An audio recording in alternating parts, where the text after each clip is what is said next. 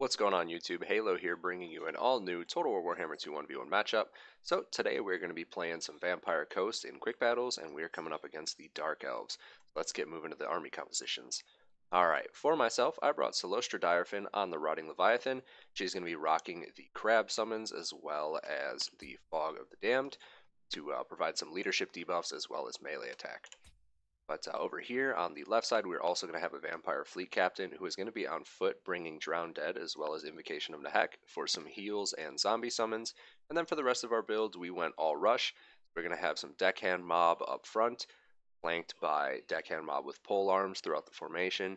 And then at the core, we're going to have a unit of Mournguls and the Regiment of Renowned Night Terror Mournguls. And then in the rear, the Lamprey's Revenge are going to be bringing it up. So over here on the left flank, Death Shriek Terrorgeist, he's going to be our air combatant, providing some of the terror bombs for backlines, going after cavalry. He's kind of playing the run-of-the-mill interceptor for our formation since we have zero mobility on the ground. But over here for the Dark Elves, they have Morathi in the air, and then their build is pretty much based around the anti-artillery, anti-ranged kind of Vampire Coast gameplay. So it's going to be interesting to see how they deal with my rush. But they're going to have some Blackguard Corsairs up front with the Blackguard of Nagaron, pretty beefy armored unit in the core. On the flanks, some Dread Spears, and then we are going to have some Dark Shards with shields at the center, as well as 3 Reaper Bolt Throwers. And then out front, lastly, we will have 2 separate units of 2 Harpies. So those guys are going to be bringing up both the flanks, and they're going to be trying to go after any skirmishing units, but unfortunately for them, I don't have any. So let's get moving here. Alright, so right off the bat, I am going to be immediately advancing. Checking out his build. He's got the Reaper Bolt Throwers, which can be a problem because Celostra, as well as my Lamprey's Revenge, are going to be very, very juicy targets for those guys. But he's going to be popping some shots on my Death Shriek Terrorgeist. Lands a pretty solid hit there, doing some good HP damage. But again, he's going to be switching targets, trying to go after some of my monsters. And we're just going to kind of do the old serpentine here with our Terrorgeist and try and juke out some of these shots.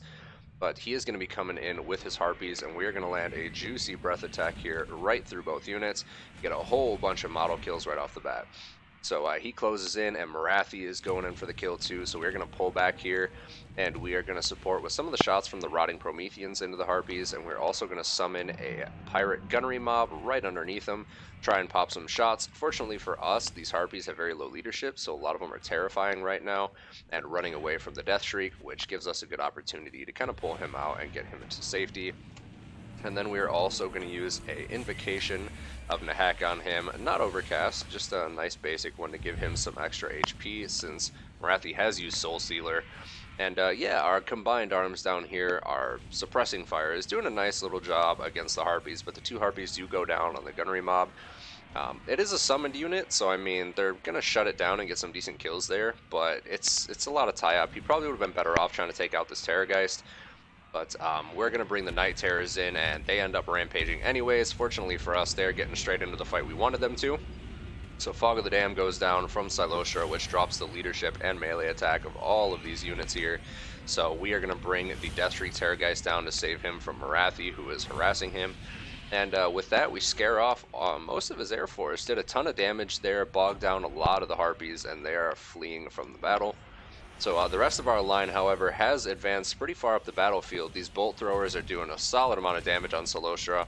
Fortunately for us, we do have the fleet captain over here, who is going to be popping some invocations throughout the battle, keeping her HP juiced up. And yeah, at this point, it's pretty much just coming down to can we close the gap.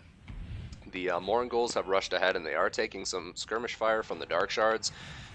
Not exactly what we want, but we do need to shut those guys down. So he's going to be bringing some Dread Spears in, and we're just going to kind of pull the Mournguls out and try and get them into a better engagement. So our deckhands can support, but over here we do get the Damn Knights Errant summoned up, and we're going to try to get in and shut down some of his skirmishers. A little bit of a delay here. I'm trying to get Celostra out of the way as well as get the rest of my army to engage proper targets. But our Terrorgeist here getting a really nice juicy breath attack in on the Blackguard Corsairs and the Reaper Bolt Thrower, doing tons of damage. So the Damn Knights Errant going through and getting a nice little charge in on those Blackguards. Celostra over here just running and rampaging into some Dread Spears. Pull our Deckhand Mob with pole arms in to bog those guys down as Celostra goes around and goes after our Dark Shards in the backfield. So yeah, all in all, our infantry is beginning to just kind of pile into the frontline engagements. Our Terrorgeist is going back into the Dark Shards to shut those guys down. Morungul's back here running amok, just kind of cutting down whatever they can get their hands on. And yeah, it's turned into a bit of a gaggle here. A real mess. The entire formation of the Dark Elf has pretty much been compromised. Morathi flying around in the air, trying to get some good Soul Stealers off, but Fog of the Dam going down and decreasing the melee attack of a lot of these units, particularly the Blackguard being brought down to 19 melee attack. They're just kind of not dealing anything now, and they're surrounded by all these summoned deckhand mobs, so not really able to engage with any of their proper targets. Solostra here is taking a bit of a beating though. Morathi has dropped down and is engaging her in combat, and then the bolt thrower over here is still online and engaging with her. Fortunately, we are terrifying out a lot of these Dark Shards, and our fleet captain is trying to engage here to support. But all of our infantry kind of slowly grinding through. We have our deckhand polearms that have managed to wrap around the flank, and they are coming in and shutting down this bolt thrower. Our Molngorls have broken through, and they're taking the Dark Shards out. The Terrorgeist is in the air, providing some support with the breath attacks, and we don't want to lose it because the HP was pretty low earlier. But Solostra getting the invocation on her from the fleet captain is going to keep her HP nice and in the green. So she is going to be pretty tough to take down in the late game here, because the Blackguard have really no opportunity to get out of all of this zombie chaff. They're just kind of sitting there taking it. And all the infantry in the back here is completely compromised. The Dark Shard's not really able to get any of their ammo off. They're just getting absolutely beat down by the combined weight of all the deckhand mobs, the Night Terrors, Solostra running amok in the background. But Morathi here is going to be getting focused as she tries to escape back into the air. The Terrorgeist is hot on her heels though, and Song of Enthronement is down to decrease her speed and melee attack. She is going to manage to skirt out of combat though and get back airborne. So we are going to be sending our healed up Terrorgeist over there to try and force her out of the engagements, keep Solostra safe. And at this point, we've pretty much consolidated the entire frontline engagement.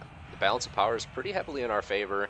Morathi is trying to stay safe, but our Death Shriek is hot on our heels. We still have some ground fire support from the Lamprey's Revenge, popping some of their shotgun blasts up at her. So she's not very safe in this central Angaria engagement. Goes in on the flank to try and crumble out some of my deckhand mob and the polearms that are engaging with their dread spears, but the Death Shriek Terrorgeist is already there, eagerly waiting and trying to munch on her flying pony. So yeah, Solostra getting a nice little HP pool going here at 3,866. All of the infantry has routed out, and that is going to be GG as army losses hit and Morathi routes. So yeah, good game to my opponent, but he definitely went a little too heavy with the bolt throwers into the anti-artillery. Two of them probably would have been fine, and maybe like 2 or 3 Harpies just to support Morathi in the air. I think Harpies can be good, but you have to remember that against Coast, their ranged infantry still cause fear because they're undead zombies, and they don't route, so you're not going to be able to just like shatter them out and chase them off the battlefield with them. They're going to have to sit there and engage in combat. So they're a nice tie-down unit, but I don't think a unit of Harpies is going to be very cost-effective at trying to get into like a unit of handguns, for example, in case they have anything there to support. So his build would have been great if I had just been stationary with like 2 or 3 cannons and just gone with like a couple handguns and chaff. Unfortunately for him, I predicted that Dark Elves would do something like this, and I just went full-on Zerg. So the kills here are pretty standard across the board, nothing too wonderful. I did get 3 chevrons on the Death Shriek Terrorgeist, had some really solid breath attacks on the Blackguard, as well as some of the Blackguard Corsairs and Harpies. So got some good use out of him, and yeah, the rest of my infantry just kind of held their own, summons bogging down the important units, popped a deckhand mob on the Blackguard of Nagaron, so they were sitting there trying to chew through a summoned zombie unit the entire game. And yeah, from there it was just compromising all of this range, just shutting down most of his funds. And yeah, just kind of won us the game there. So I hope you guys enjoyed. Feel free to drop a comment down below if there's anything in particular you want to see. I'm going to be trying to do a Bretonnia battle pretty soon. I had a request. I have been pretty busy with Battlefleet Gothic Armada 2 since release. But I am going to be getting some more Warhammer content back out there because I know you guys love it. So I will see you guys next time.